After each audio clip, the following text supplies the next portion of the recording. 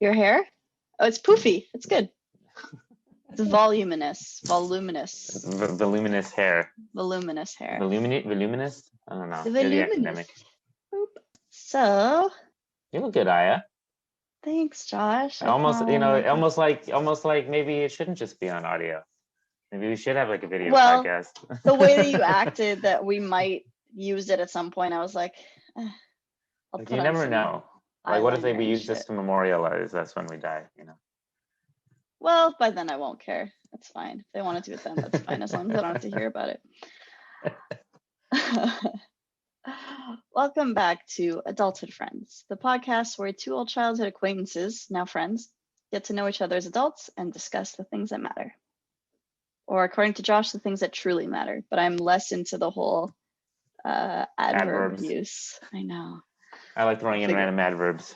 I know. It's just like, whenever people use adverbs, I'm like, don't tell me how to feel about things. I'll figure it out. Okay. The academic in you coming out. I know. Dr. Ishai. Yeah, well, So I'm Josh Lippman. Oh yeah, I'm Aya. I'll cut out. It's so easy to cut things. I'll just cut things. No, we're gonna have to leave all of this in. No. You know what we didn't mention last time, by the way? I don't. How old are we? Oh yeah, that's an important thing to some people. They like to. If we're adults, consider what kind of age. adults? Are we 20-year-old adults? Are we? I don't know. What do they think? I don't want to ruin anyone's image of us. Maybe they think that we're like 20 or 40. Probably Maybe people we're so listening already wise. know us. The people already know, so this is. That's true. So I'm 31. Oh, we're both 31. Yeah, we're both 30. In fact, our birthdays are like 2 or 3 days apart. 3 days apart. Yeah, your birthday's coming up in like a few days, and mine a few days after that. It is. Yeah. Well, by the time this is posted, it might be yesterday. Happy early birthday, Aya. Thank you. Or belated, depending on when. So I'll be 32. So we are truly adults, I think. Only in terms of age. Yeah. And today we're going to be talking about, a topic of today will be about introverts versus extroverts and how we've been coping during this pandemic year, as you are, quote unquote, an introvert and I'm an extrovert. Right. Let's get this thing started. Yeah. All right.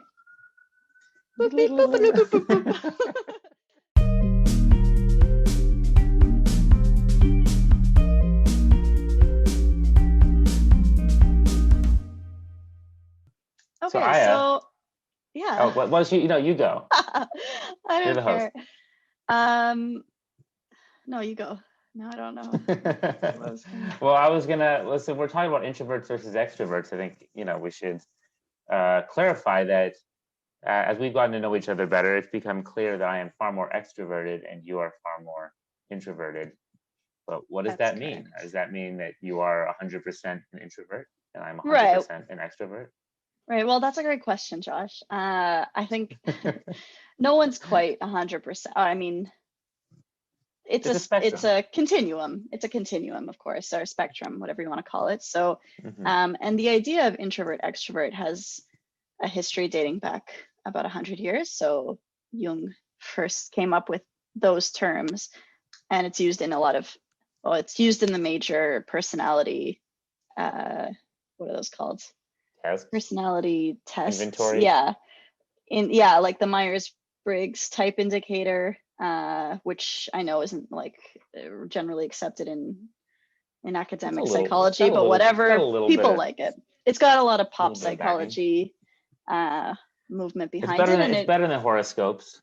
It is definitely, I agree, it's better than horoscopes. Plus, it gives you something. No, we could just spend this episode trashing horoscopes. That would be fun. We could. Is there that much? Like, isn't that just obvious? I would. Oh, maybe I shouldn't say that. And there go all the people that were listening that were really into horoscopes. Sorry, guys. Maybe this isn't the podcast for you.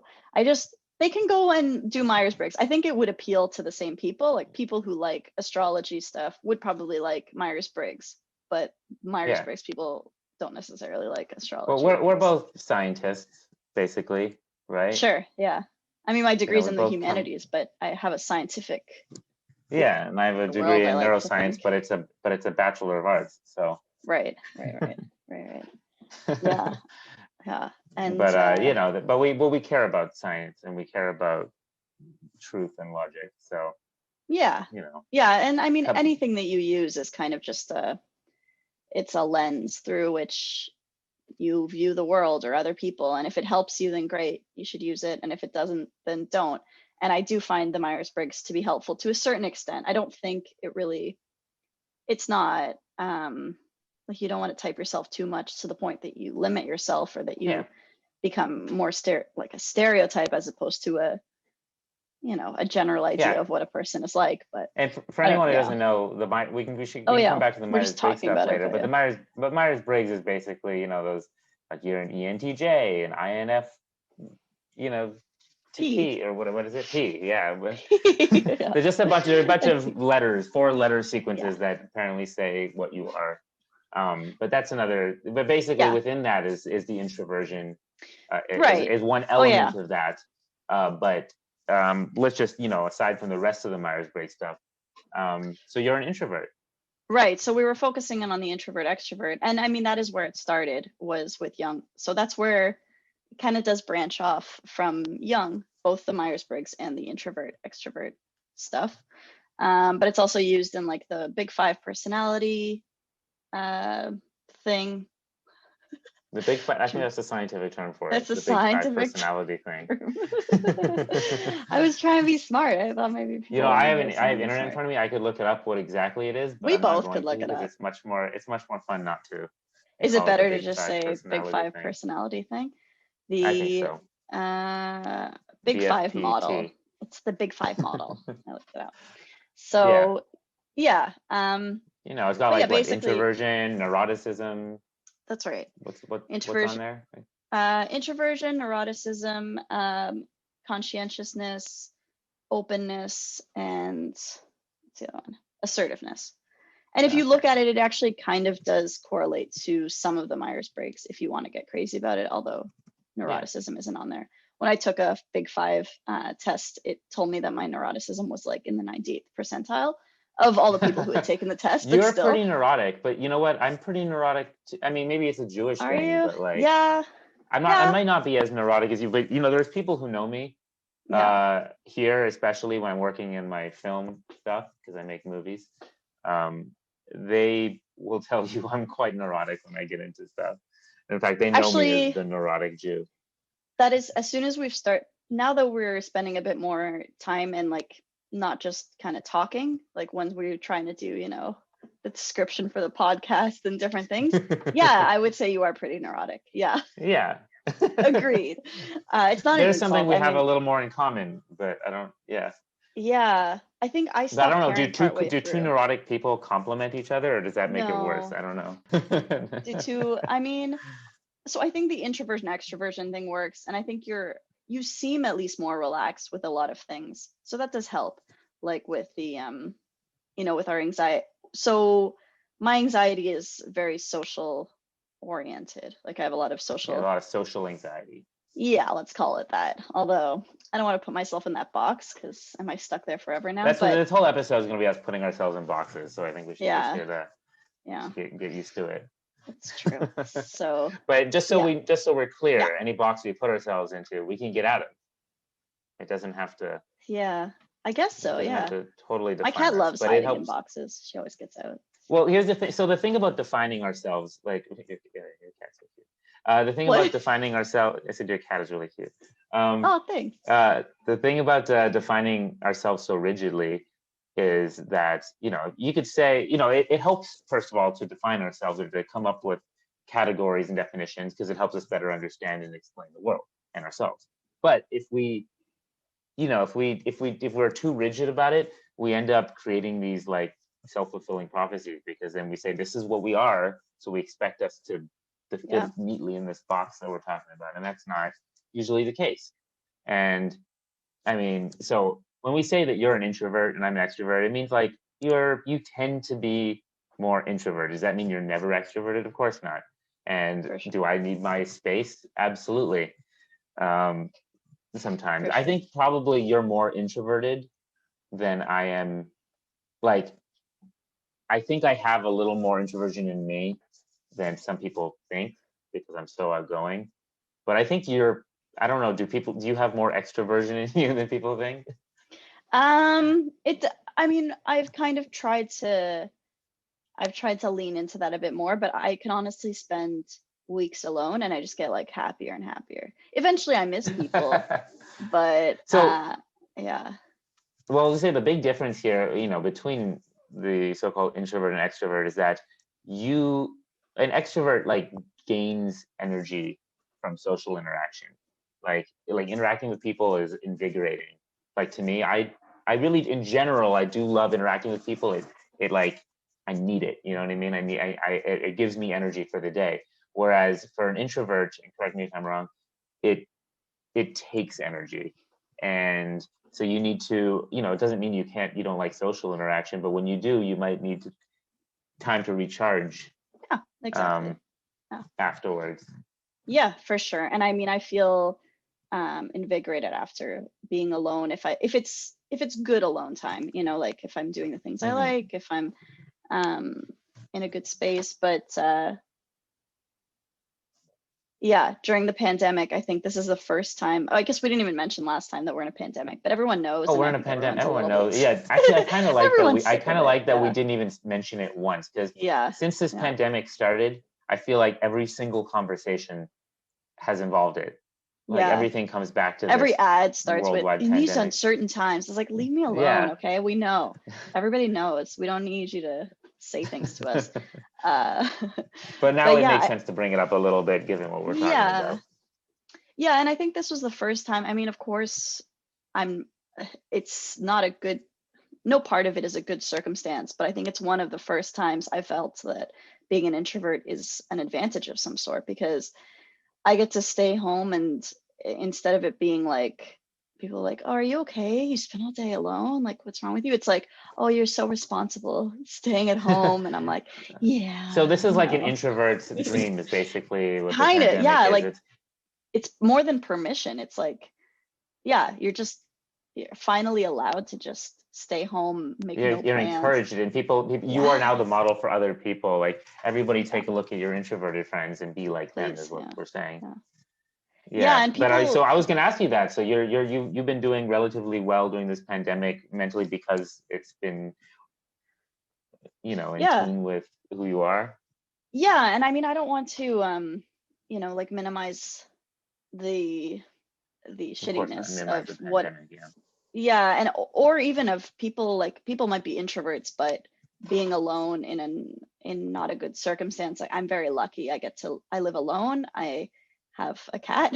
Like, so you're not alone. I have all my books around. Like, I have internet. I have everything. Well, we discussed last time, your books are your friends, and your cats are people. So yeah, right. you have tons of that's right. interaction. But I mean, like, people are in not good situations at home. It's not necessarily so it's not to minimize that at all. But if you're in a good situation, and when I went into when the pandemic started, I wasn't having any kind of crisis or anything, thankfully. So like, I was doing, I would say, relatively well mentally, and it kind of allowed me to continue improving, because it gave me what I needed, which was more alone time, or more more solitude. I think the difference between, there's a difference between being alone and feeling lonely, and being alone and having that sense of that you can do the things you want.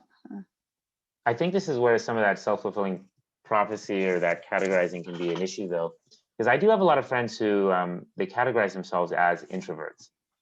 And while I understand why, and I think that's true to an extent, I think that then they almost feel, because they're introverts, they should be okay with certain things all the time. Like, I'm an introvert, so it's okay that I'm always alone at home, or it's okay that in fact, this is totally good for me. And then they wonder why, after a long period of time of being totally alone at home, they're not feeling too good. Because I don't think it doesn't mean that you don't need social interaction. And I mean, so when I say I'm alone, I don't feel that I'm without connection. So I should clarify that. Like, I do have good friends, and I do talk to them on the phone. And I miss them now. Like, of course, it's been so long. I'm like, I just want to go and hang out with my friends, or like sorry, I was just saying the world of reflecting, like the introvert's mindset now more, because there's just a general social pressure to, like, who have you seen today? What have you done? What have you gone out to do? Did you go to this person's birthday? Did you go out to that dinner? And now everyone's like, I hope you didn't go out to that dinner. I hope you didn't go out to that birthday. I hope you didn't celebrate New Year's with your family. Yeah, we're finally given permission. Yeah. And I mean, so like what you were saying about your friends who consider themselves introverts and then feel that they should be okay. I think anytime you have like a should on like, anytime you think you should be a certain way, you're kind of setting yourself up for. Exactly. Then you're rigid. That's a sure sign you're rigidly defining yourself. Yeah. And you should, open up. You don't need to be. If you're an introvert who feels like hanging out with people, if you want to still consider yourself an introvert, you can. Yeah. And you can still go hang out with people and enjoy it for the day and not feel like you betrayed who you are and what you told everybody you were. Exactly. Everybody asked me as this whole pandemic thing started, they were like, I got a lot of phone calls from people going, "Hey, Josh, are you okay?" And I was like, "What do you mean?" Yeah, they were like, "You're a pretty extroverted guy, and I don't know. I feel like this has got to be hard for you. Like, we just want to check in, and are you?" Everyone just assumed I was suffering. Now, I think if I was, not as much as people think, but only because my living situation is very unique. I actually live in this old Victorian mansion in Los Angeles. I rent a room here. I'm on the 3rd floor, and there's like 12 people that live in this house. So this became our, what do you call it, like social bubble, or what do you? Yeah. This became our quarantine bubble. Yeah.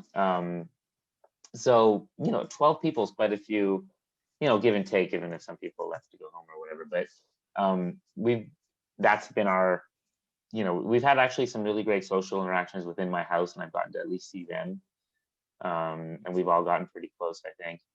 I also, do sometimes like, being alone here and there, or at least, getting, not having to go out and do things gives you time to focus on other things, right? So I've taken this time to adapt, and, I took up cooking this year.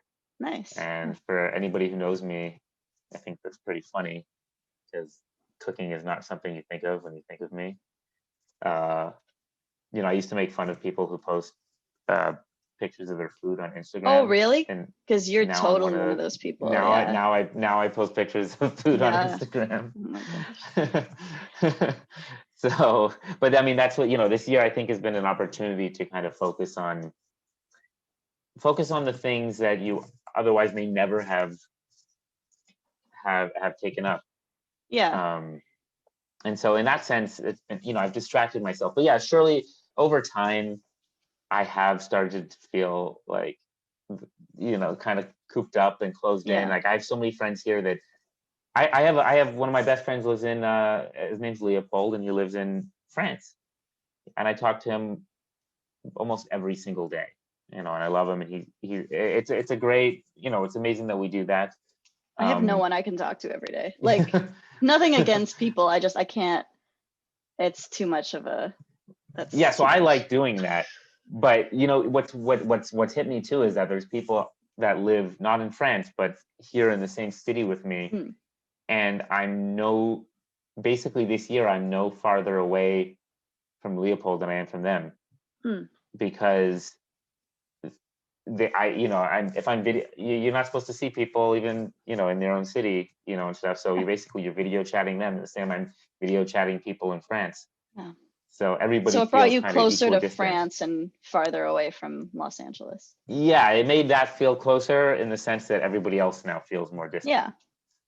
And that, I don't know if that's I don't know. Like everything, there's advantages and disadvantages, Yeah, I think what was interesting was to watch people. So for me, it was a little bit like, what's up with people? Because it was a few days in and people were like, oh, what are we going to do we're home all day?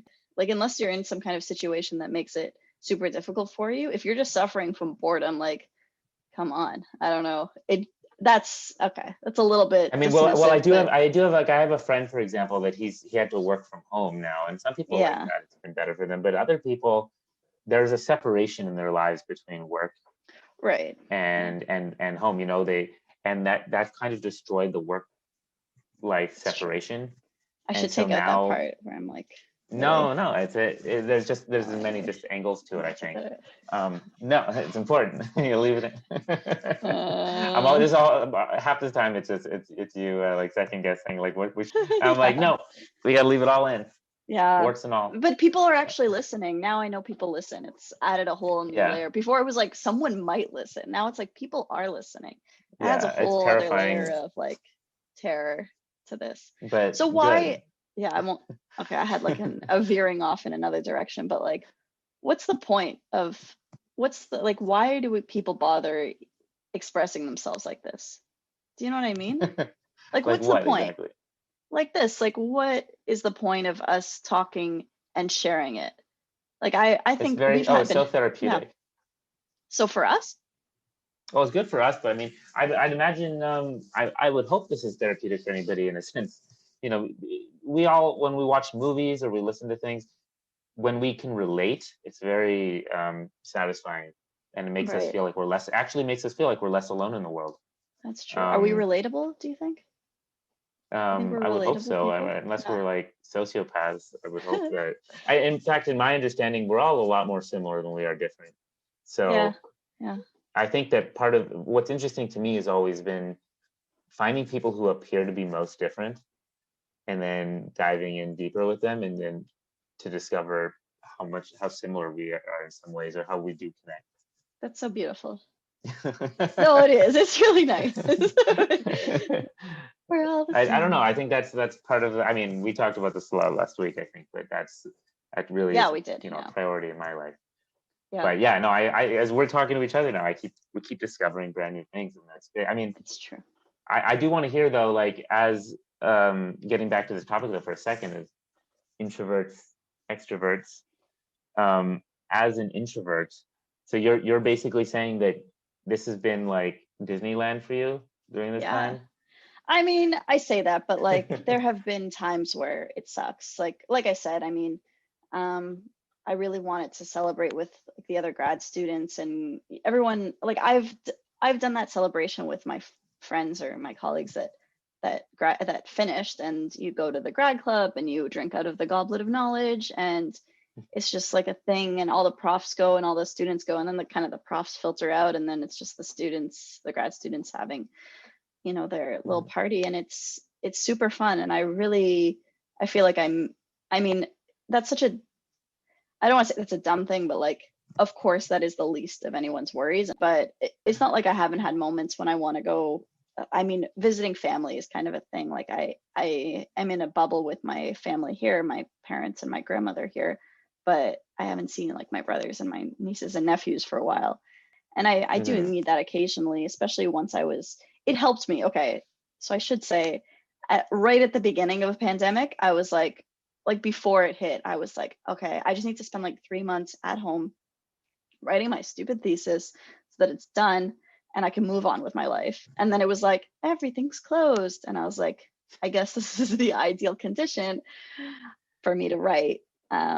So it did Okay, help so with that. Yeah. So I think that's help with that. why initially I was like, Less distractions. exactly, less distractions. I couldn't do any of the things even if I wanted to. Like I couldn't go out even if I wanted to. So thank you for taking that distraction away from me. Um, but yeah, but I don't. I I mean, thrive on obviously, those distractions. I don't know. Like that's. I mean, I love them when I'm procrastinating.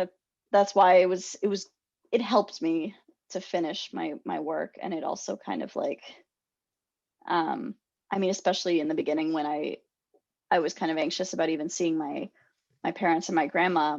It Yeah. kind of relieved me of, well, it's nice and I enjoy doing it now, but I was very stressed at the time. So even our like Friday night dinner that we would have every week was like it was like too much interaction for me. So I was like, Yeah. I can spend weeks at home. I know I'm not going to go anywhere. You just get to like really, I just feel like after that amount of time, I really sink into my own mind, if that makes sense. Like I just feel, um, I feel my That's good most that you're very creative. comfortable with yourself, right? Yeah, I mean now, You're and I good mean, you're a good company to yourself. yeah, I guess so. That's a nice way of putting it. Yeah, and I mean, Like I sometimes talk to myself I'm like a crazy terrified of person and being stuff. with myself too long. Oh, okay. I think so. There is like it's kind of like a little mountain that you have to reach. So I feel like not a mountain that you have to reach. It's kind of like a hill that you have to get over. So I feel like spending time alone, the first little bit sometimes is like kind of uncomfortable, and then you feel like a little bit bored, and then once you kind of pass that and you really like just get into your own brain, or just like I don't know, you just sink into your own reality, Uh-huh.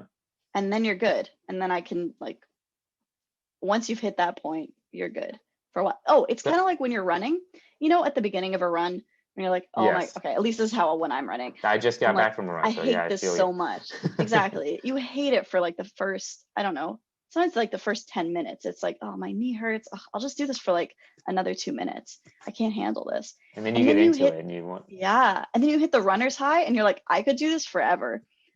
That's what it's like. That's how I feel for living about being alone. alone. I feel like I'm like when it comes to being alone, I'm the opposite. I kind of like it for like a second. Mm, It's kind of like when I go home and visit my family. It's like I love seeing you guys yeah. remote, but if we stay too long, who knows what'll happen. Um, Yeah. I need to orient myself by getting. Well, I don't know. I personally think that I don't know, if you have interesting thoughts, they're not meant to just stay forever with you. You know what I mean? Like that. It's not that okay. It's not that everything has to be shared, but I think we're meant to share with each other, and we're meant to. We're social creatures, you know.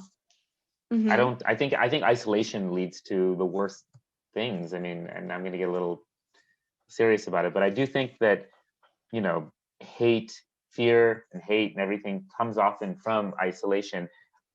When people get together, when they mix ideas and thoughts, and that's when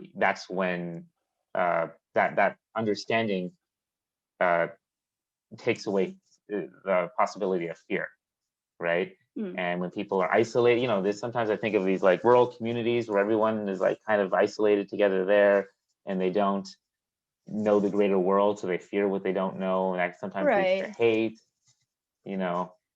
And Mm. I think of that like that's kind of on a larger scale, but I don't know. I kind of have um, this thinking day to day where I just That's want to interesting. constantly connect with people, and being isolated for too long can lead to just negative things. I don't know if I explained that well, but it's You kind of did. like an I think, overarching belief that I have.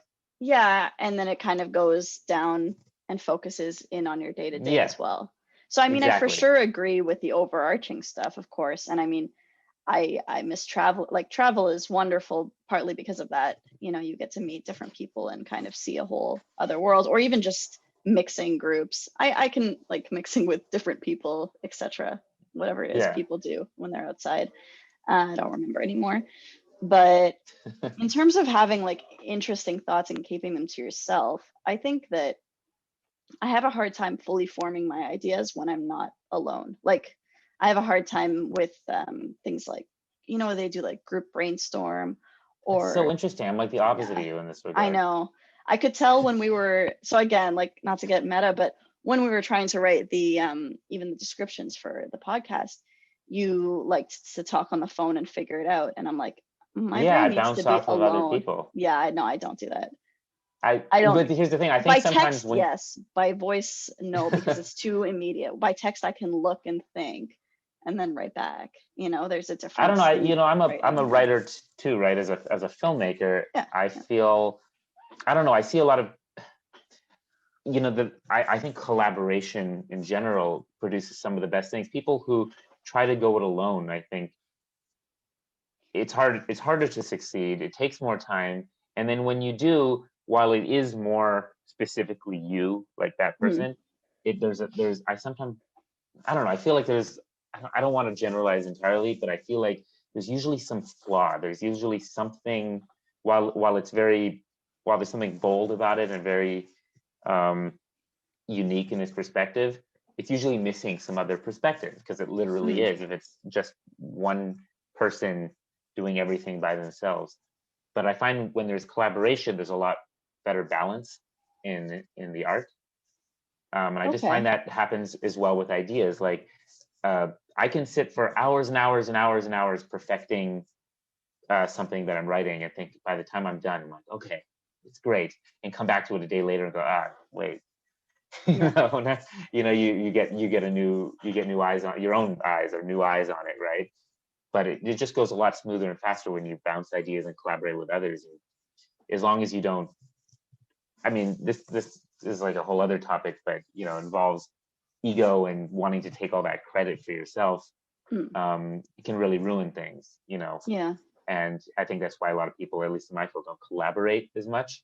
But I think you're talking about not collaborating as a form of you just need to, you think more clearly by yourself. Yeah. So I mean, I think I agree that in terms of certain projects, I think the first time I really appreciated this though was like, I hated group work until grad school. We did this one project and it was like a side project thing.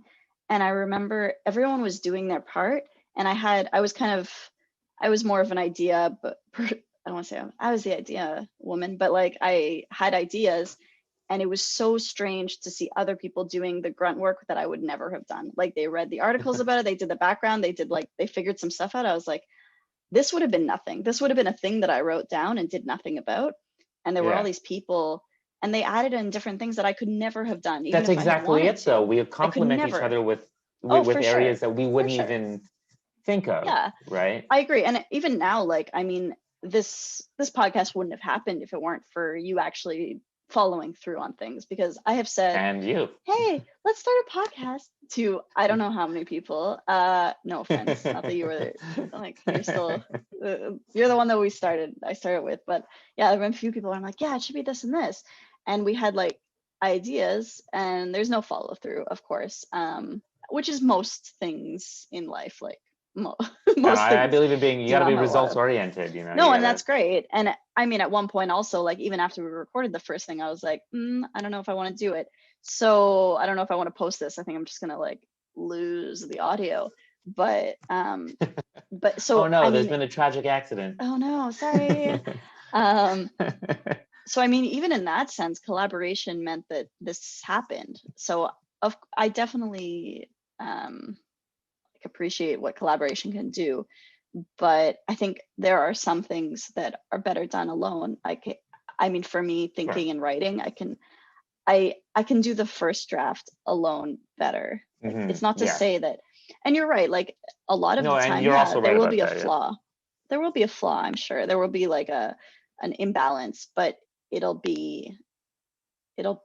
mean, I guess we need to express ourselves in some way. So I think it's okay to express our imbalances and our flaws. Like maybe that's. Well, I think especially when it comes to I don't know. If you're doing something that you're not co-writing with somebody else, I think obviously we're going to do things on our own. I've written things that are, I've written, not just co-written. But in that first draft, I will do by myself. But I do find you can call it what you want, but like getting notes from others, bouncing ideas, right? Whatever it is, it's always. As long as I don't need it to be just, no, that's not my idea, so I don't want it. If it's a better idea, objective, like if it's a better idea, then, screw it, whether it's mine or not. That collaboration can make it better, yeah. So you're kind of talking a bit about the ego of people, like people's need for recognition. Is that part of what you're talking about, do you think? There is, especially in my field, I think ego can come into it when you, basically when you, that's one of the reasons I think people often want to go at things alone, is because they want it to be all them. I know that's not what you're talking about exactly. I mean, you're talking about wanting. I don't know. Maybe it is a little bit. I know part of me, like for writing, sometimes like I can't really imagine trying to write something like. It's a different thing to make a film than to just write a short story or a novel like that. It all starts in the same place. Solitary activity, at least to start, and then you get other people for the things that you can't do, of course. But I can't imagine trying to sit and write a novel with someone. I mean, who knows, like maybe there is a person out there that I could do that with, but I've never met them. Yeah, no, I mean, I wouldn't say, oh, you should write a novel with somebody. Some people do that, but it's more that, you know, touching base and not completely keeping I mean, if you're writing a novel yourself, you're going to want to get your thoughts out first, of course. But eventually, it's funny if we're coming back to this. I guess the idea is not to constantly be doing something with somebody else. Of course not, right? You need to do things by yourself. But eventually, you got to share. What if we say it like this? What if you write this novel and then you just keep it? Would you ever like write something and then never share it? Oh yeah. With any? Yeah, that's you a write problem. a whole novel and then never. I think if I wrote a novel, I would probably because that's an accomplishment in itself, just writing enough of a thing. But I mean, yeah, and just keep it to yourself because you don't want anyone to see it because you're. Well, this goes into a little bit what I was saying, like having certain, like ultimately, I think we're social creatures and we need to share our thoughts and share. Like that's why I think if I were on an island by myself somewhere, I'd go crazy. Like, whatever I did would just stay and die with me, and that's just really sad, I think. I mean, ultimately, okay, so you want to live on through your works. I mean, I kind of believe that that is how I think we all kind of, this is like a whole other thing, but I feel like we're all. I think we're done with the other stuff. No, we ran I feel out like we're.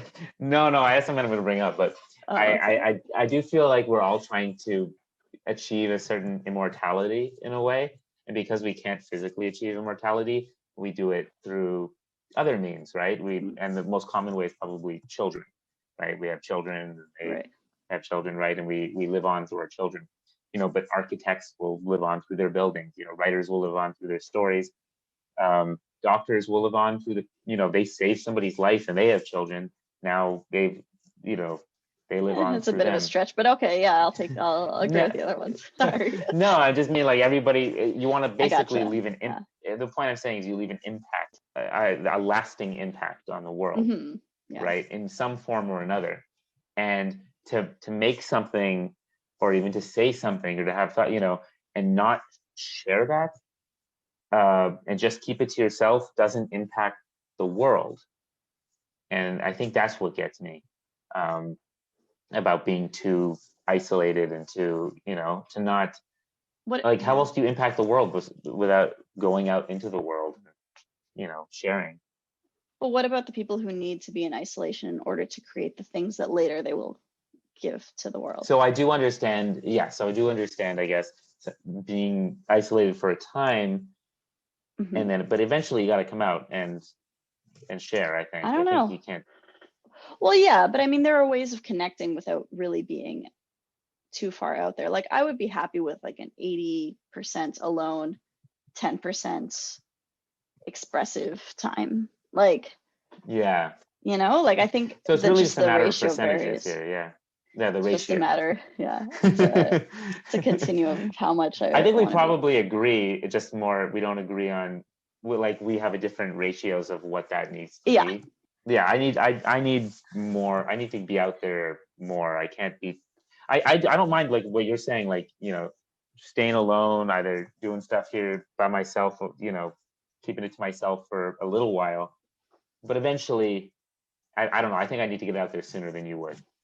Yeah, so I think that's part of it too, is the sooner, because I think you're very.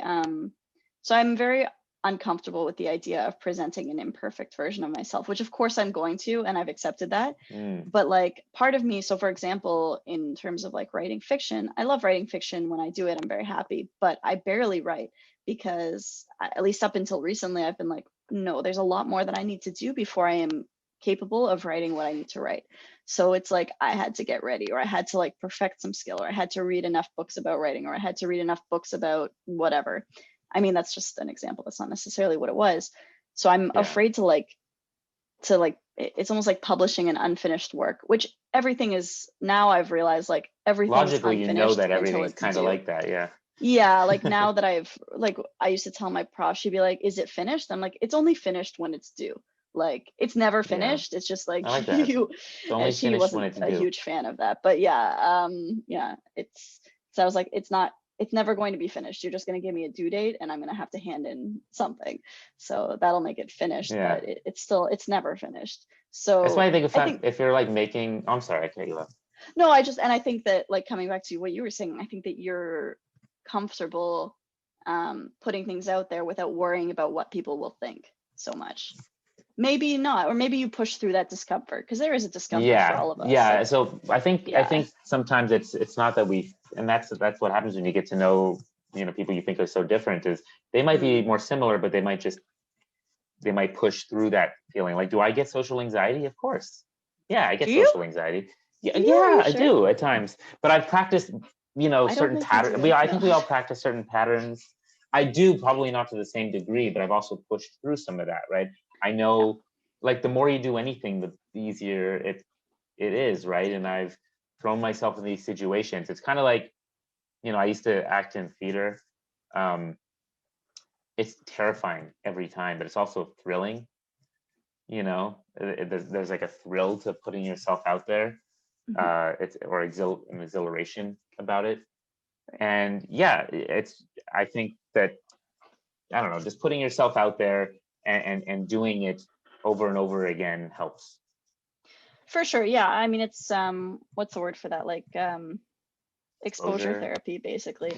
Yeah. Like I agree with that for sure. And I mean, I used to be terrified of even just talking to someone, like talking to a stranger. I'd be, oh my God. So I mean, I made myself do things, like I had a job as a server at a restaurant, which some people are like, I can't imagine you doing that. And I'm like, was it at that Vietnamese restaurant that we went to go eat at? That one, but first it was at the other, they had, like, it was a family that had 2 restaurants. So I worked at like the downtown fancy one, and then they gave me some part-time stuff at the one that we ate. Okay. It's really good pad thai. Super good.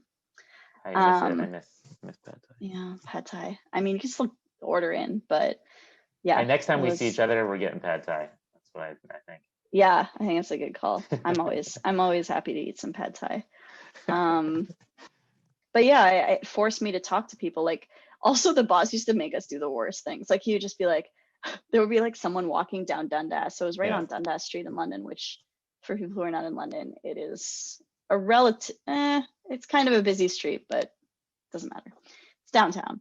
So someone would come and look at the menu, the menu that's posted outside the door.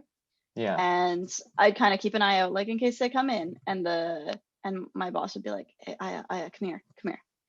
Be like, listen, you're going to go out and you're going to tell them the menu looks good, but it tastes even better.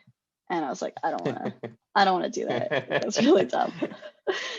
And I really don't want to do that.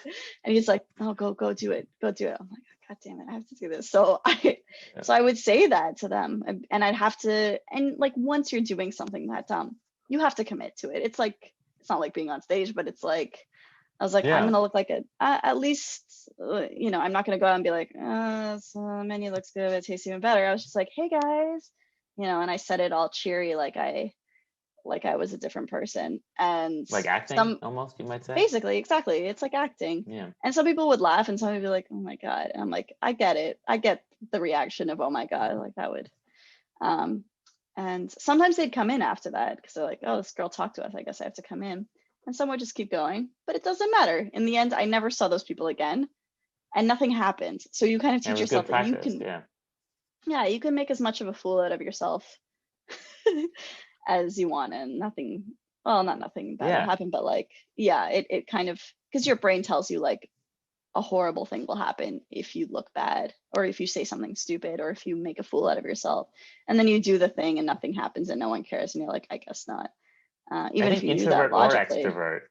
I think that's something that you have to learn, Maybe that's just humanity. That's just human. I mean, just because you get energy from hanging out with people doesn't mean it's any less terrifying to actually go do it. And I also worked as a food delivery guy for this restaurant. Like, sometimes I had to serve as well, but it wasn't that type of restaurant. But basically, they had their own delivery service, and for 2.5 years, all over downtown Los Angeles, I was deliver food. I'd go up to their apartment buildings and hotels or wherever they live, and get into multiple conversations a day with people. As you could just kind of go, there you go, bye. But you also want to get a tip. Yeah. Oh, right. Okay. So, you get trained into, and it also again, like you do things over. And I remember the first few times I did that, I was terrified as well to go and interact with strange people, like people I don't know at all. And you never know. I mean, there were a few instances too where I had some negative interactions with people who just were either cruel to me or kind of, they just really. Some people are crazy. I don't know. You meet them, they have misunderstanding about something and they put it on you, and that can really put you off. But I did get a thrill, even though I was terrified about doing this. About having these interactions. Like that was my favorite part of the job, was actually interacting with people. When we worked at the library, honestly, that was a terrible. When we worked at the library, that was kind of a terrible job for me as a person, because we weren't allowed to talk to people. Yeah. You were not allowed to talk to people. You were like, this is the best job in the world for me. Yeah. I was suffering every time. They were like, if someone comes up to ask, because we were known as a page. Our job was we were a page. Not like a page in a book, but some like not a old page in a school. book, but that was we weren't the librarians. We didn't go to we didn't get a degree in library sciences. So most of them. What that meant was basically if someone were to come up and ask us, hey, where is Harry Potter located? I wasn't supposed to talk to them. I was supposed to tell them, oh, you need to go to the front. Yeah. Can I be honest? I always taught, and I love telling, okay, I don't like talking to people, but I love talking to people about books, and I knew where things were. So I was like, no, I'm definitely going to tell them. I loved Of course, we did. I also knew where things were. So of course, why we're the ones putting them away. It got so awkward, but sometimes they'd be watching me and I could see that they saw me. Someone came up to ask. So they'd be like, hey, could you tell me where Lord of the Rings is? And I'd be like, actually, I'm sorry, you have to go to the front desk and ask them there. I'm just a page. I just shelve books. And they're like, but we work here, right? I'm like, I do. And they're like, well, don't you know where it is? I'm like, yep. And they're like, well, tell me where it is. I'm not allowed to do that. They're like, that's kind of ridiculous. And they're like arguing with me. I'm like, I know, but and then they come over and they're like, Josh, is there something, sir, you should be, come talk to us instead. And they always get frustrated with me, and I would love to talk to them. And this was like 8 hours of work or whatever, where we were supposed to just shelve books and not talk to anybody. To talk to you or a friend Amanda who worked there, like to talk to you guys doing the shift, to sneak just a few minutes in here and there was what kept me going, because otherwise I was going crazy. I read the back cover of every single book, but I didn't read any. That was nice. Yeah, because they would catch me reading sometimes. Like there was one like row where they couldn't really see you from most places, so I'd like find a good book and like hide in there. I don't know why I'm telling this. It's okay. Now you can. But now I can. What are they going to do about it? Everybody I think it was honestly, it was a union thing. They couldn't so we had to tell them they made up some dumb excuses too. Cause like half of them, so none of those, all right, I'm not going to shit all over the library, but most of them did not. We worked there for I worked there for 5 years. You too? Was it? Yeah, I worked there for a while. Yeah.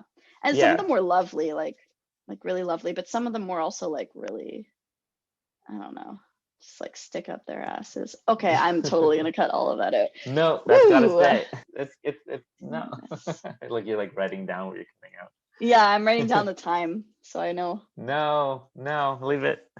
No, I don't have to tell everyone that the women there had sticks up their butts. They were timing our breaks. Well, that makes sense.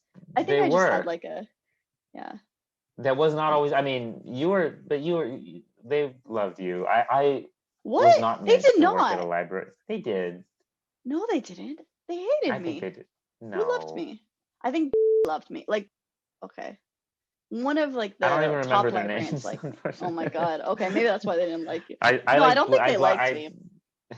I don't know. I think you don't realize how many people like you much more than you think. Oh, thanks, Josh. I don't think so. I think this is part of your needing to be perfect. I think if it's not perfect, it's not good enough. It's not good. It's not acceptable. Yeah. But no, whereas I was always, again, this is coming back to this. I needed that social interaction, and I was working at a library where we were not allowed to talk to anybody for hours. So this was at least more up your alley for your personality type, right? Right, for sure. Yeah. But I don't know. I was one of the to move on a little bit. well, I have a question for you, because we've talked about what some of the positives of being an introvert in that regard could be. But when it comes to making friends, especially adulthood friends, yep. Do you feel like it's harder for an introvert to make friends? I mean, I think I can fake it at this point. Like, people don't meet me and think I'm an introvert anymore. I think there is like there's a weird, not as much recently, but for a while it was a negative thing to be shy or to be introverted, or both. So I mean, theoretically that could make it difficult, but I don't think I've ever had trouble making friends. I don't know, like. But when you go to make a friend in Yeah. a situation, is it just something that naturally happens, or do you find yourself pursuing, like, do you ever pursue friendships, is my question? That's a good question. It's been so long since I've been outside. Okay, let me think. I have to think about this. I don't think it's hard. Let me ask you this question. Yeah. Do you have, because it's what I've seen from a lot of my friends who are introverted, they seem to have a little less initiative. They take less initiative because they don't reach out to people because they're introverted. So they generally wait for other people to reach out to them. I don't know if they don't reach out to people because they're introverted. I think there are a few things going on there, because when I don't reach out to people, there are a few different reasons. One, I don't want to, because I don't feel like it. That would be because I'm introverted and I don't want to interact with someone. Yeah. That would be so that would be the reason. But if they want friends and they're not reaching out, probably more likely they're afraid of rejection. So I would say that's more of like a self-esteem thing, or like a fear, like they're uncomfortable being vulnerable to a certain extent. Because if you do so let's say you don't reach out, it's like you didn't put yourself out there. There's no rejection because you didn't even try. So you can kind of like give up before it even starts. If you do put yourself out there and you don't get a response or something, then you think you get to think that there's something wrong with you, which we all think anyways, but like. But you don't think there's something more when it comes to introverts versus extroverts? Because I've even seen this as a meme online, about how introverts, introverts make friends when an extrovert adopts them. I hate that. I hate that so much. But obviously this is maybe it's not true for you, but I don't know, or is it? But I think that is like a reflection of how our society sees extroverts as the people who are able to function in society, and introverts as like. But you don't think it just the losers who need like a big brother type to adopt them and help them out in the world. You're looking at it as a need. What if it's just an observation? Because I do feel like I've adopted a lot of introverts as friends, and that I have taken the initiative with. Yeah. And to go a step further, maybe they didn't want to be adopted. Maybe they just wanted to be alone and happy. Yeah. Maybe you're just bothering them. Yeah. Have you considered some of my best that you're just pissing them off, okay? And you're like, oh, they need more attention. They're like, oh my God, this Josh guy really needs to talk to someone. I guess I'll talk to him. Maybe that's what's happening. I'm so sorry. But I'm sorry, no, Josh. But on the other, but on the other hand, I've been told by some of my introverted friends that they wouldn't have otherwise taken that initiative because of that, that being their personality. And so here's the thing: if it's someone like me, hopefully that's a good thing. I'd like to think I'm a good person and a good friend. But what I think can happen as a kind of a negative here is that sometimes the people who take that initiative are not always the best people. And then you end up with people can be taken advantage of. Exactly, it can be taken advantage of, or to somebody can take advantage of their kindness, or when you are more passive and you let other people be more active and come into your life, you're not really being selective. They are. So, I mean, I say this because I feel like I've seen this happen. I have some really good introverted friends who I feel like they get betrayed more by other people. And I don't know, I feel like this is probably, talking about I think betrayal and stuff will be another discussion, but that's a really good point, actually. So, I mean, also the fact that I had such a strong response to you saying that extroverts adopt introverts probably says You something got very about it, because defensive, yeah.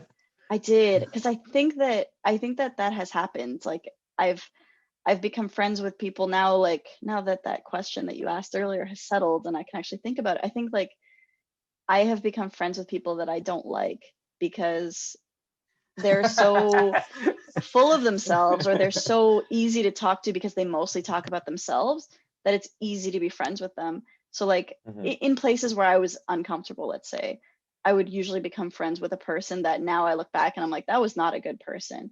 They were friends with me because I let them talk, because you know they could kind of just be the you know, extrovert Yeah. star in the relationship. Like they didn't, I You didn't didn't have to demand expend as anything much of them. energy. They expended Yeah, the energy. Yeah. they expend, yeah, but it's not a real friendship. That's just like a, yeah, that is in a sense being taken advantage of. And yeah, so that is a good point. And I mean, good I introvert friends like to but feel I, like they can be yeah, alone together, you know? right. So I kind of make like, now that I am more comfortable interacting with other humans as an adult, I usually I usually find the introverts. Like I'll kind of like I'll scan and I'll be like boop, boop, boop, boop, boop, boop, beep, beep, beep, beep, and I'll find the introvert and I'll be like, that's gonna be my friend, and then I'll go sit next to them. So I So you mean, do take initiative. I do take initiative, but with other introverts, because I understand them. To me, they make sense. I'm Yeah. like, oh yeah, you look really uncomfortable. I get that, but I'm uncomfortable. You're like, hey, I'm And one who's yeah, like figured out maybe a few things, and you know, I can yeah, I just act approach like an you, you know. extrovert then, just acting. Yeah, It's well, just you like, probably are more extroverted to them because there's different, as we said, there's different levels it's weird though, because I of. thought I was pretty introverted in terms of um like when I take those tests. Who knows? Internet It can tests don't know change though. I everything. mean, we do change as we get older as well. You know, I've known people who said they were more introverted as kids, and they suddenly blossomed into this crazy extrovert. Huh. Um, Okay, let's take away the negative imagery with introverts though. Like introverts, you can blossom as an introvert as well. That's the only no, thing. yeah, That's the no, I only, was I gonna think. say the Okay. opposite is All totally right. true as well. I didn't mean Okay. that as a negative thing. No, it's In okay. fact, as It's I okay. said, some of my best friends in the whole world are introverted. No, I know. And I'm I not. always feel like I'm This isn't like oppressing them a, just a little bit. like If you're you're an what? extrovert, like I always feel as the extroverted friend, I always feel like I'm oppressing them just a little bit. Like when we hang Mm, out, like I could just sense that my personality is sometimes exhausting. yeah, it is. Maybe that's just me in general, but Sorry about especially your pain energy. I here. have a lot of You energy. do. Yeah. But That's good. That's good. I can sense, especially imagine that even with other extroverted people, I have a lot of energy. So you can imagine with some introverted people, it can be a lot. Mm, And sure, they might be thankful that I helped, you know, push them out of whatever box they were in that day. But on the other hand, it might be like, I need to now recharge for 3 weeks after hanging out with you, right. Josh. You Yeah. know, like I can imagine that that's a constant struggle there, right? You know, between extroverts and introverts, you know, Mm, to keep reducing this. yeah. I think we can move on from that topic. Yeah. I Uh, get defensive about the introvert thing sometimes. I think because like I think like fairly recently my mom was describing me to someone and she was like, oh yeah, yeah, I told them like you're shy or something like that. I was like, don't tell them I'm shy. Like what am I, a 5-year-old who's still shy? Like you can tell them I'm introvert. And she's like, introvert, that's way worse. I'm like, that's not worse. What are you talking oh, you're about? so there's That's, a stigma. Do you feel like there's a there's a stigma stigma. attached to? Yeah. You know, it's funny because I actually feel like there's an equal stigma that there's people who be like, well, you're such an extrovert, like, Really? and sometimes it's in a Oh, negative. extroversion is like lauded. I need a better word.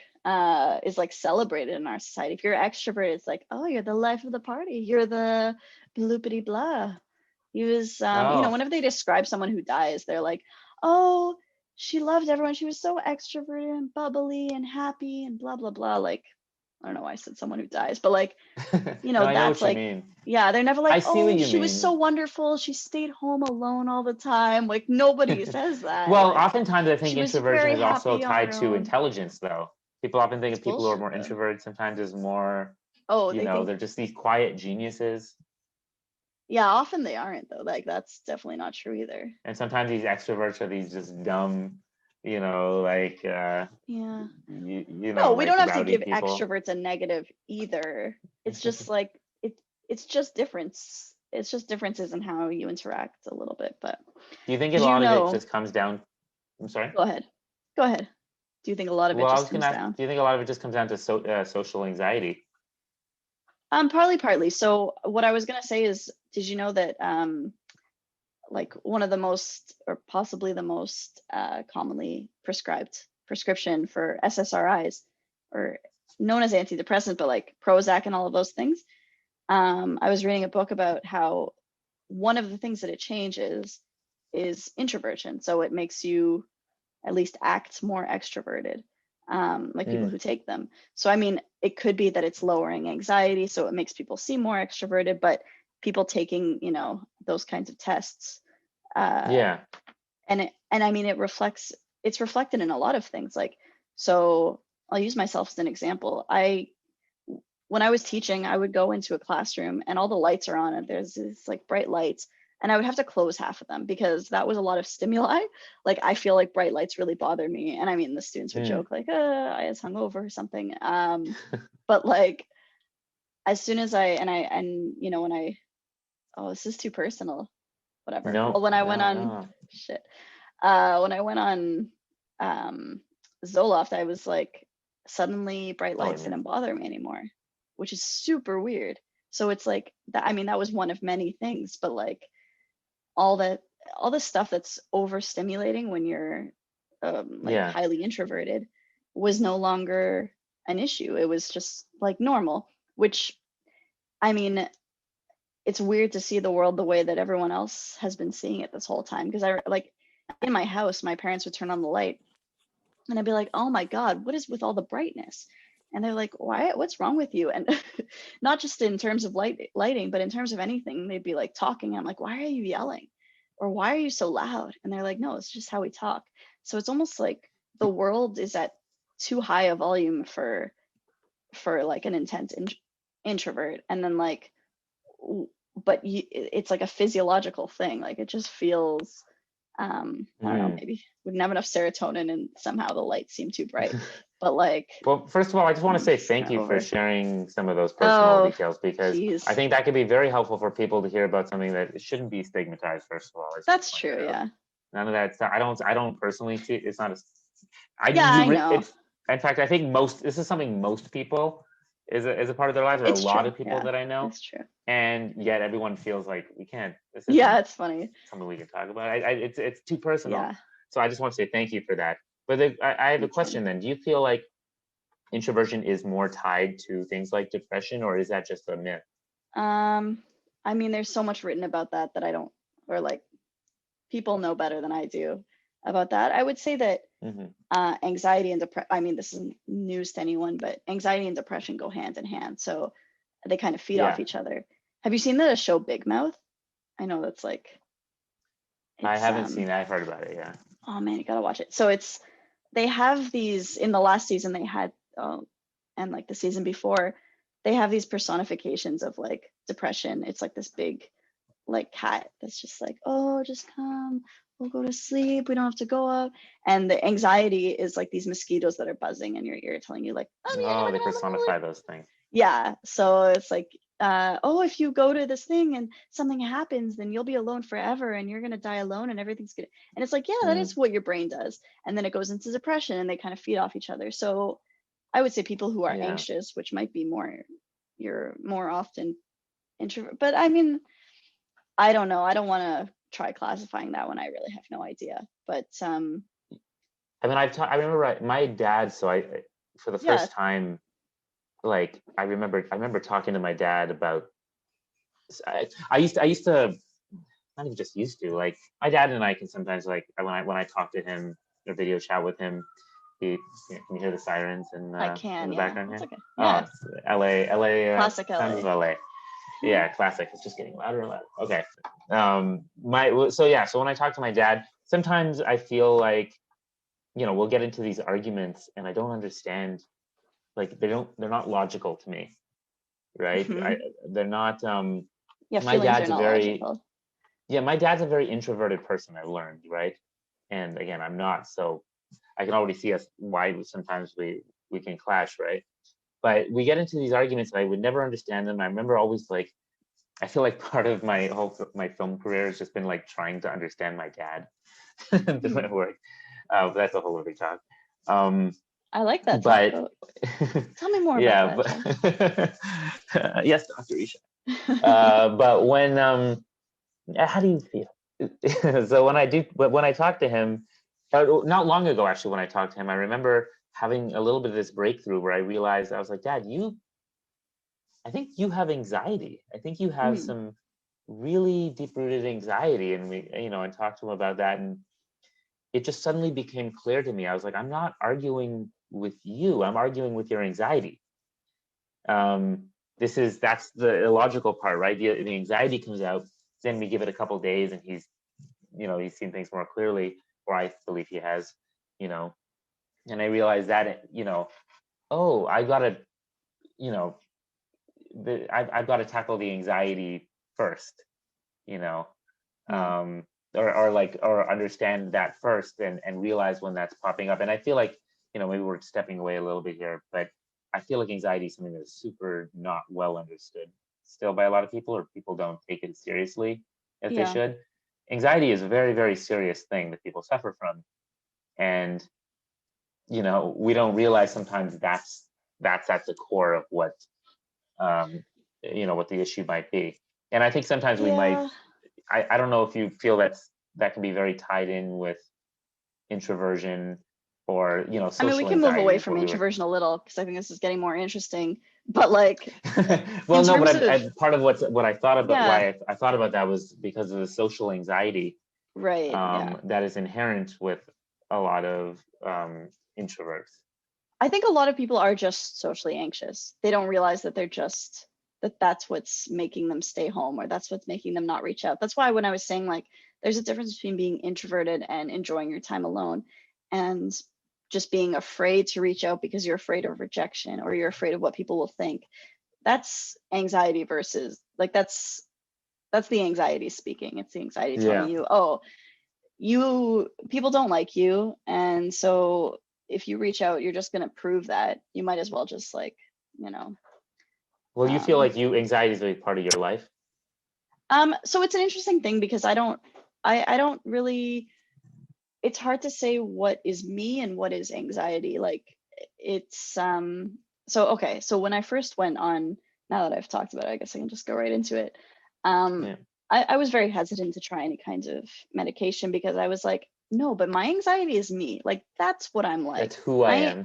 That's who I am. Like, I am a person who like overthinks everything. Like one time or occasionally I would kind of externalize my inner thoughts. And people would be like, wow. Like I had this one friend, she was like, I used to think I overthought things, because it was something like this, just to give people an idea. Like I would interpret everything that happened all the time, and remember every single bit of every conversation, and go over every little bit of every conversation after it happened.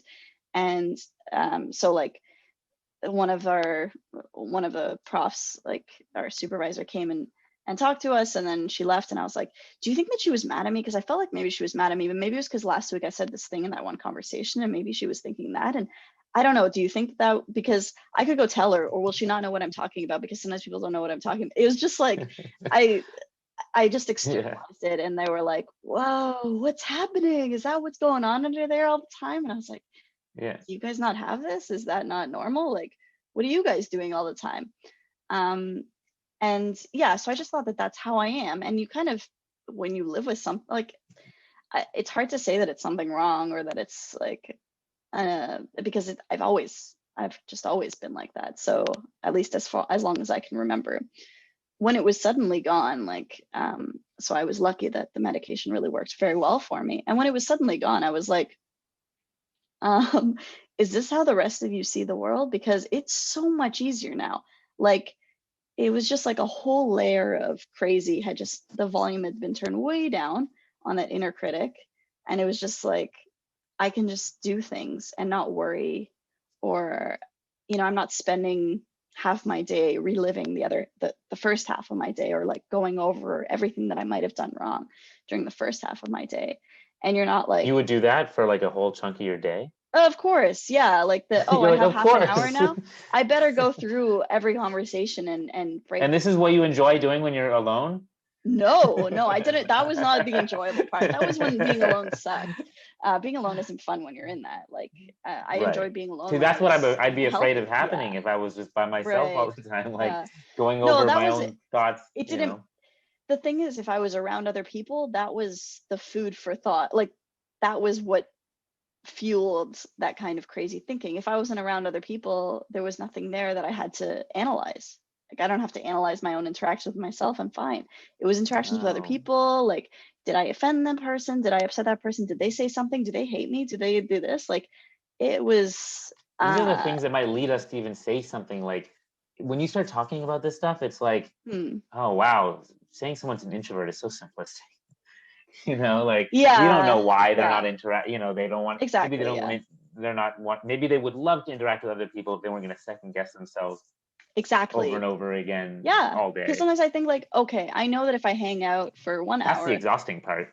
yeah, with this person, I'm going to exhaust myself, but it doesn't actually have to be that way. So, um, one big thing for me was realizing, oh, I can just, so, I mean, part of it, I think, affected my memory. Like, I used to have like a very, not used to, like, generally my memory was like crazy good in that I would remember every name of every single person that someone mentioned in a Hmm. conversation. I could go over a conversation over in my head again. I Yeah. almost like, it was almost like my brain was like, oh my God, I don't want to do that. And it was just like, because my habit of mind was to go and relive that whole thing. So let's say I had a whatever, some kind of social interaction. Okay, 2 hours later, I have like downtime. My brain's like, okay, we should review that, see if I made It's any like a mistakes. negative side of a superpower that you had. Like it had Yeah, like a side exactly. effect of like this amazing thing that you can Yeah. remember all these details, but Well, it's then because there's your a brain is telling you that all of this is important when it isn't mostly. Like, most of it yeah. doesn't matter. So it's like, when you review a chess game to see all the little mistakes you made. It was like that, Hmm. except social Yeah. interactions. So it does nothing for you. And it was just I understand doing that, like when it comes to like dating and stuff. Like, people do that. That's a listen, very common thing for you're dating. But you're looking at it from a point of view of how useful it is. It is not useful or necessary, because as soon as you can relax, like, I couldn't be myself because it's so much easier to be natural right. now. So like, I was afraid that, you like, oh, what if this pill takes away my anxiety and then I'm not me anymore? To the contrary, it kind of turned down the volume on that annoying, angry part, so that I could, The like, judgmental part.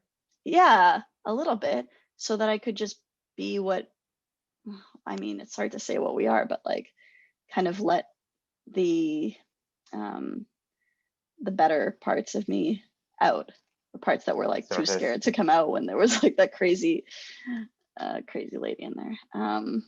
Yeah, I I don't know think if I, it's also great that you took the initiative to like, you saw something that you kind of tackled these, I don't know, should I say issues? yeah, go for it. Yeah, it's fine. Yeah, it I had mean, like, I just yeah, think it's really, I mean, I just want to say that it's a really, thanks, Josh. maybe somebody is listening and thinks, hey, maybe that worked for her. Maybe I should do that, because I think there are people out there who might not, who might be struggling with certain similar For things sure. and I not realize they recommend can, it to you know. everyone. Please, everyone. I do actually, like, I'm trying to be a little better about it now, because right when it first started working for me, I mean, I was lucky because it doesn't work for everyone. Lots of people have anxiety, Hmm. they're on these things and it's still not Yeah, helping them, and they're on different. So it's not like I have the secret, here you go. It's like, yeah, they know. but it's Um, something to, but to but yeah, no, try. I did spend a while trying to recommend it to most. Like, I was like, do you even Mm. realize that there are people walking around? I had one friend actually who did, I think, start taking it, at least in part because I was like, this is amazing. I don't care anymore Drugs about are stupid amazing, things. guys. Yeah, drugs are the best, guys. um but it was just like, do you realize that other people have been walking around all the time feeling like this? Like, there's, of course they think the world is amazing. They feel fine about it. Like, it's just so Oh, different. Yeah. So and it's nice to see what things could be. And I was very reluctant. I thought, like, and it was partly just because I was like, I can take care of this. Okay, I just need to, and I have like things that I'm doing now is I don't want to be on medication forever necessarily, but like I don't. But I'm gonna cut that part out. That's too much information.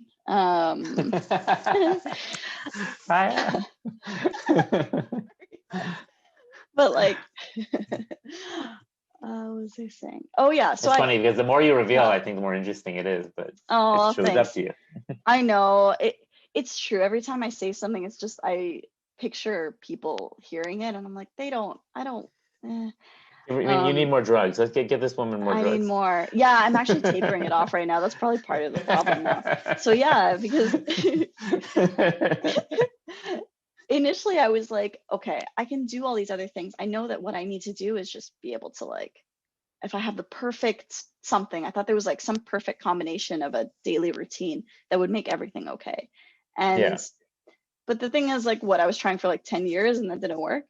And like the lady who prescribed it to me, like the psychologist, not just some lady off the street, but she was like, listen, let's just look at the facts. You haven't gotten done what you need to get done. This was when I was still working on my thesis for my PhD.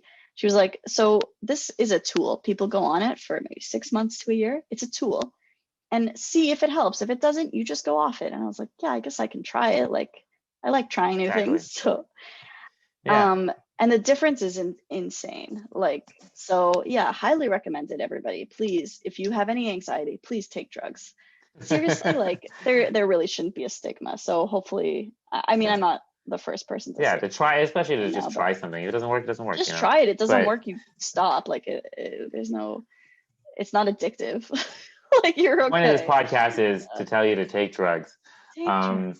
Drugs are you know, I feel very, you talk about this, I've always felt, I guess, pretty lucky that I don't really suffer from anxiety.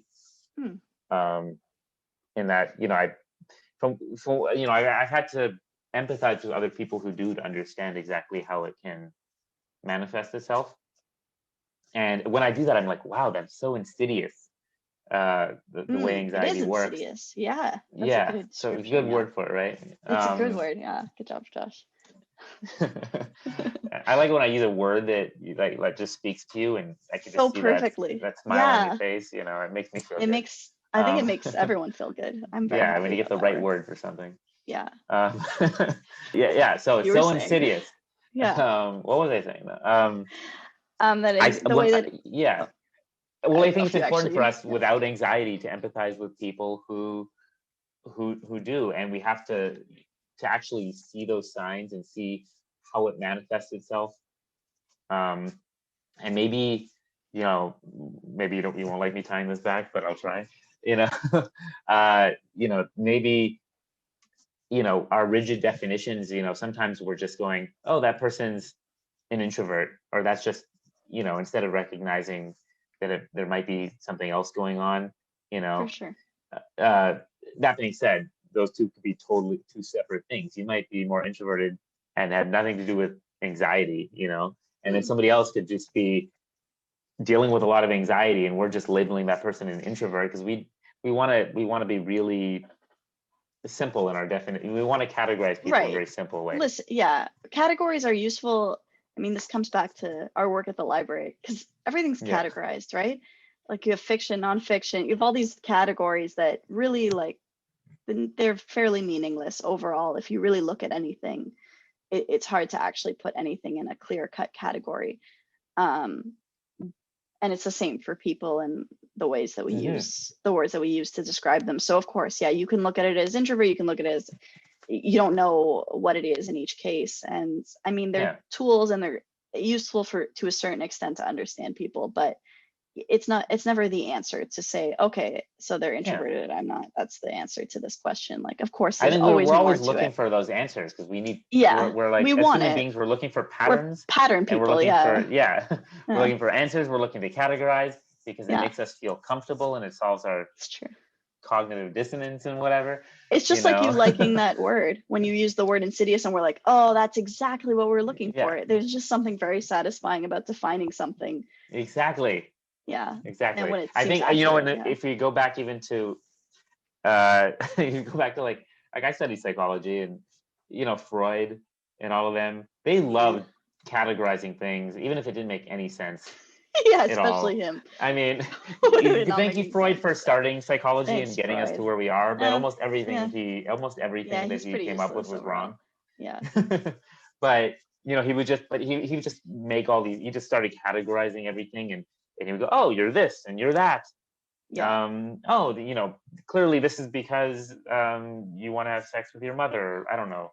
It's yeah. No, he some clearly weird. had some stuff going on there that, I mean, and that's like Clearly that's a good example of like him putting the way that he saw the world and being like, this is projecting. how it is. Yeah, exactly. He Projecting. projected onto everybody else, Good probably. word. I liked that word too. And I think I'll also, to be honest, when we categorize, we are generally projecting because, again, we see the world through Yeah, for our own sure. lens, right? It's very Yeah, hard to see through somebody else if you don't live their experiences. it's So I true. think it's always very important to just listen to what other people are saying when they tell you, believe people when they tell you how they feel and what they're going through, you Yeah, know? yeah, and it's hard. Like, so I mean, that's part of what I also hadn't really understood how people, I think I mentioned this last episode, like how I would see people like being happy and I didn't understand. Like, Hmm. what are you guys skipping around for? Like, the world is shitty. Like, what are you doing? But um that's because I didn't understand what it was like to feel that lightness, to feel that like that I could just enjoy a social interaction without dissecting every bit of it, or you know, um, yeah, like because I hadn't experienced it myself, it was so hard to see Hmm. how other people could be like that, because we look at other people and Yeah, we see other versions of ourselves. Like when we see how they act, we judge them as if they were us, right? Like, so I'll see exactly. someone skipping around, Yeah, I'm like, how can you skip around? This is happening. And it's like they're not living the same reality as you exactly. are. That empathy Yeah, is part of that, what we gain as we get older. And part of, us right. even in this podcast is trying to understand each other and not just our similarities, but our differences and Mm, better understand the world throughout. This also takes me back to why I think it's important if go you really for it. want to understand the world, you need I other agree. people and their perspectives in Yeah. that regard. But not to negate what you were saying and why it's important also to have your space. But it made me think. I had a pretty big moment of awareness that came a little later than I would have liked it to, where and this happened even with I told you about my best friend Roman in the Hmm. last episode. Um, I always had this belief that when something was working for me, clearly that would work for other people. So they clearly need to be more like me. I used to Yeah. just think, Yeah. wow, I just have to show them the way. The way they're doing it is clearly wrong because that wouldn't work for me. So, and I had to have this again. It came much later than I wanted in phases, I would say, in realizing, oh, other people are different, even though we are a lot more similar than we are different. Other people are different in not just what they prioritize, but what works for them and what For sure. what affects them. um, and we have to respect that, right? And you can let people be different, let people handle things in the way that they tell you sometimes that they need things to be handled. You can like put your ideas out there for them, but if they don't want to take it, they might know what's best for them too, right? You don't Yeah. always know what's better. I have friends that I remember. Has this ever happened to you? I don't know, like if you're this type of introvert, but I have like some introverted friends that they We're need, not all the same, Josh. they need their space in the sense that sometimes Yeah. they need to like disconnect from the world Oh for a yeah. while, Yeah. right? They need to recharge, as we say, right? Um, Maybe for a week or 2 weeks, and they don't want to answer your call. They don't want Yep. to. I totally They don't relate to want to. that. Yeah. 100% relate to that. And Uh, what happens though with some of those friends who don't understand that? And I used to be one of those people probably that was like, what's wrong? Clearly something's mm, wrong. Like, hey, do you not want to be friends? Like, what's going on here? Do you not want to? You reach out to someone in these moments, and they're just trying to like tell you, I'm sorry, I just needed some time away, some yeah. time, some space, and it's not personal, but it Mm, feels personal, right? right. And I had to grow and learn, and now, you know, sometimes when my friends say, "Hey, I just need a week, or I might not respond for, but sometimes you might not even tell me, but I can start to recognize the signs of that happening and just give them that space and not judge them for it.